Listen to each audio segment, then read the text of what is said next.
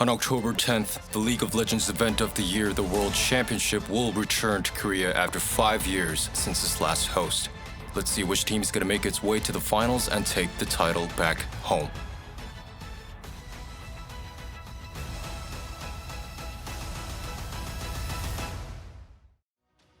Galio, who received an ult buff in the last patch, is getting a buff to his W skill in this patch. Jinx is getting a crazy buff. Her passive now stacks her attack and movement speed, and her ult is also getting a buff.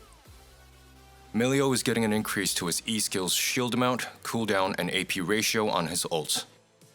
Haven't seen this one in the patch note for a while. Morgana receives buffs to all of her skills except her Q, among which the haste buff to her ult is particularly notable.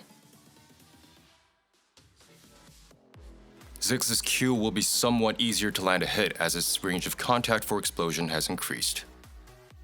Next are the champions that received nerfs. Akshan gets a nerf to his Q skill's extra movement speed. Belveth, the Empress of the Void, gets a nerf to her passive and ult, yet her E skill will now be dealing crit damage. Kai'Sa gets a massive nerf. Her base armor will be reduced from 28 to 25. Renekton users are gonna love this one. Quinn, one of the most hated champs in the top lane, gets a slight reduction to her base health and movement speed. Zed receives a nerf to the cooldown of his W skill late game. Xante will go through a big rework. His base stat has changed a bit. His Q deals lesser damage, but his all-out Q will now slow enemies as well. His W has gotten major adjustments to his cooldown and stun duration, buffs to his damage and damage reduction,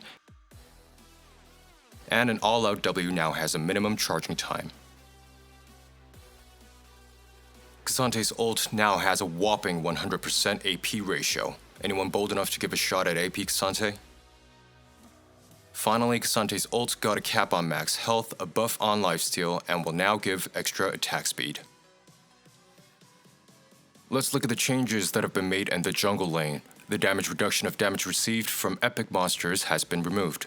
Also, Smite will deal a fixed damage of 40 on champions and minions. Instead, casting Smite will allow you to deal 100% damage to monsters nearby. We've got some updates on jungle pets. Moss Stomper's much-loved tenacity and slowdown resistance will be removed entirely.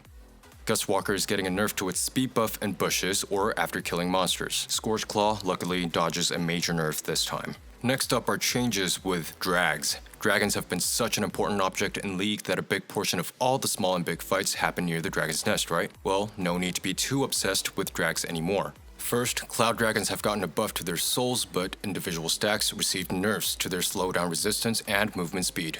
Likewise, Hextech Dragons get a reduction in their ability buffs per stack and an increase in the effectiveness of their souls. And the same goes for the rest of the drags, which means that you can choose to give up a stack or two of dragons for other gains, but at the same time, it also means that you'll have to be extra careful not to give away full Drake stacks. Next up is the item patch. The Doran series all get buffs, and this seems to be a move to discourage assassins from buying longswords as a starting item. Support items are also all getting buffs, price reduction to Void's sub-item Blighting Jewel, and changes to Ghostblade, Dominic's Regards, and Duskblade. Finally, Rune Changes. Almost all of the runes regarding dealing damage to enemies have been adjusted. Similarly, there have been significant changes to the following runes to their ratios.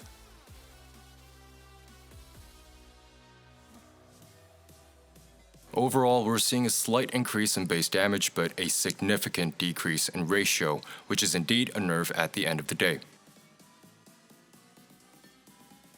And that is all I have for you today. Thank you for sticking around for this rather lengthy video, and I will see you on the next patch note.